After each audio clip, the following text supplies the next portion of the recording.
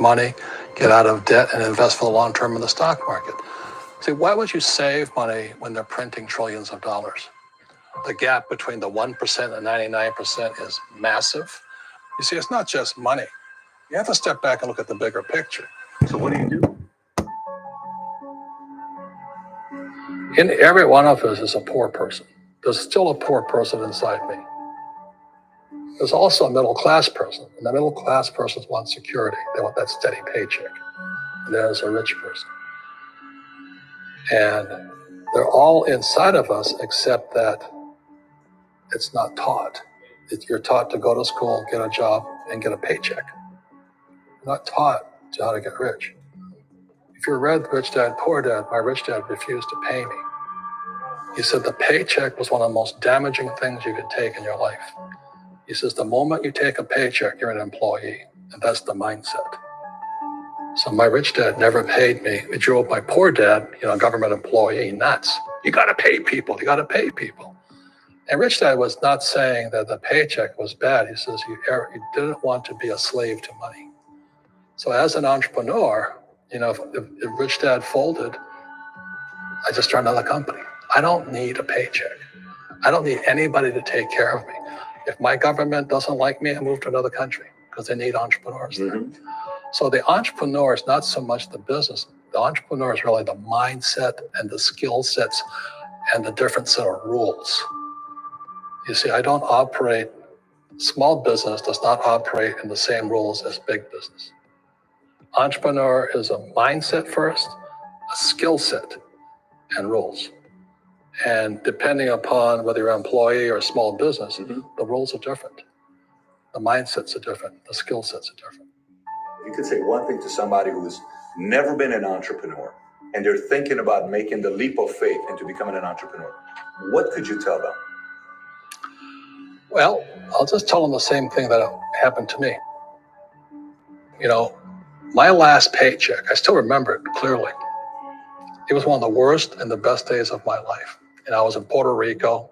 I was working for Xerox, and my boss gave me my last. It wasn't a paycheck; it was a bonus check. I think it was about $30,000, taxable. That's the only problem with that.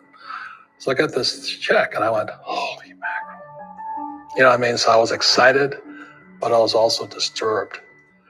And so this other guy comes up to me. His name was John, and John says to me, he says, "You're going to be back." I said, "Why?" He says, "Because you're going to fail." I looked at him and said, "Look."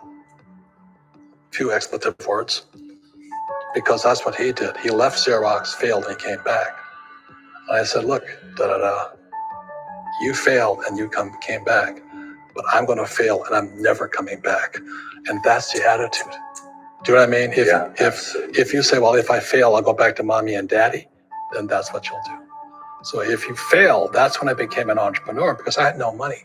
I had no money for years. I didn't have a paycheck.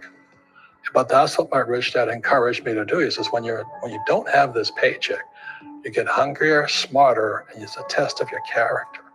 Will you become a crook? Will you become dishonest? Will you cheat and steal? Or will you become a better human being? So really, that's the benefit of becoming an entrepreneur, is you really find out who you are when you don't have anything. So you always have to look at the big picture. Too many people look at, well, what's going to happen to me? When you look at the big picture, you're also going to know that when something bad happens, something good's going to happen. But you got to prepare for whatever is coming. If you think next 20 years will be like the last 20 years, you're going to get creamed. When you and I go to the supermarket and we buy a carton of milk, we always check for the expiration date. But most people do not check for the expiration date on their brains. Instead of get out of debt, I get into debt.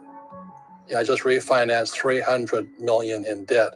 I went from 5% to 2.5% interest. I made a fortune. Every month, more money comes in because my cost of money has gone down. So while some financial experts are saying get out of debt, I'm saying learn how to use debt.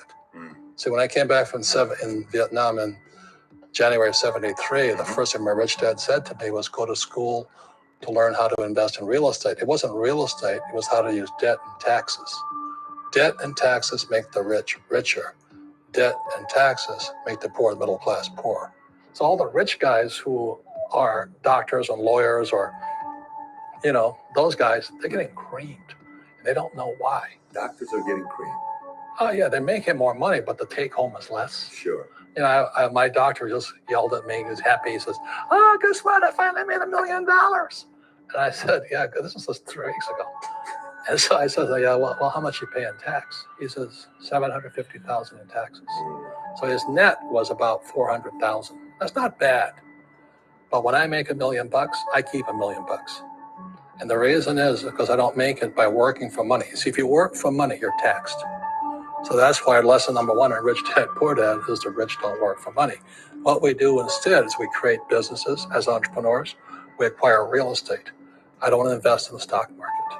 Okay. So the reason is because as entrepreneurs, I have more control over my income, how much I make, and how much I pay in taxes. And because I'm an entrepreneur as well as an investor in real estate, I pay 0 tax. So every time I make, let's say, $1 million as an entrepreneur, I immediately invested in real estate. I have a 4-to-1 step up. So I put $1 million in real estate. I get $4 million from the bank. That's why I love banks. But the banks are screwing everybody else. You know, terrible. But it's good for me.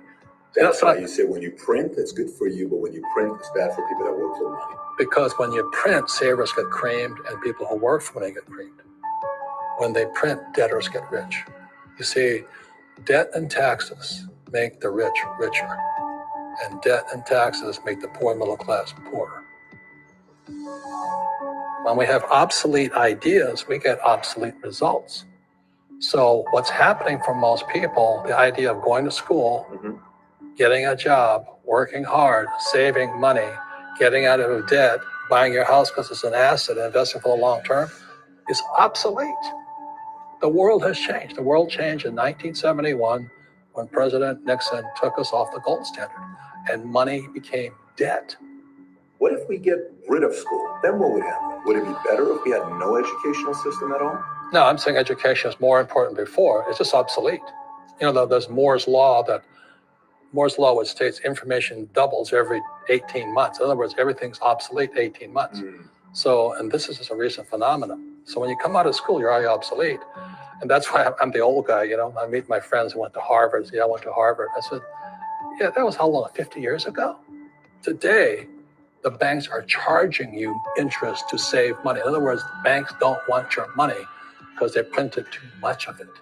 And that's why there's this bubbles in stocks and bubbles in real estate and all this. People are dumping the cash. Because as I said in here, savers are losers and cash is trash. And yet people, well, I want a high-paying job. Well, that's an obsolete idea. Get out of debt is an obsolete idea. You should learn how to get into debt, how to use debt to get rich. And they'll never teach you about taxes. The reason the 1% is way up here and the 99% are going this way is because when you print money, 2 things happen: inflation and taxes. It's crushing it. And any entrepreneur thinks, I'm just going to make money, I'm going to start a business and make a lot of money because of what we talk about. They really have got to smell the roses, man. You know, that's not what the real entrepreneurs are doing. Most entrepreneurs, there's 28 million small business owners in America. 24 million are what are one-person entrepreneurs. They're called non-employee entrepreneurs. So and that's what happens is when people don't really understand what an entrepreneur does. So most big people are self-employed, but they're not really entrepreneurs. The self-employed pay the highest taxes of all, and nobody tells them that. Yeah, it's also called the entrepreneurial spirit. But what we were actually talking about was there's no such thing as a bad economy. You know, there's the external, you and I, we all have an external economy, but we also have an internal economy. And the willpower is to change our internal economy.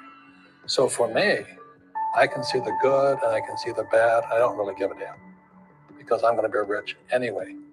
But a poor person with a poor personal economy, all they're going to see is a bad economy because they don't know how to make money in any economy. And a middle class person, they have a middle class economy. You know, what they want is a nice house and a steady paycheck and the job and the car. And so when you take their job away, to them, that's disaster. Well, since an entrepreneur doesn't have a job anyway, it's no big deal. So all I'm saying to people, and it's what Bucky Fuller taught me, there's always 2 sides, you know what I mean? Unity is plural, at minimum two. So if you think the economy is bad, it's because your economy is bad. If you think that steady, employment is important, then you'll see an economy without jobs. Your economy versus the external economy. What you control versus what you can't control. I can control. Yeah, it's called an internal focus versus an external focus. So the real entrepreneur has an internal focus. But if they fall down, they say, "Oh, this is good, because I'm going to go up higher." The average person will fall down and say, "Oh, I'm going to take some Prozac," or somebody has a mistake. "Oh, the mistakes don't matter." Well, mistakes matter. It means you didn't know something. But a real entrepreneur, whether they fall down, they always can go up. They can stand back up and go higher. That no matter what happens to them, they get stronger and better and smarter and happier. But a person with a weak internal mindset is that they're so afraid of what happens, it generally happens. Like, people who are afraid of losing their jobs, they generally lose their jobs. You know what I mean? Yeah. So everything you can control you. Yeah, so the entrepreneur first job is to control inside here, not outside there. The moment you take that paycheck, you're an employee. You've got to be stronger than that. It's about inside control.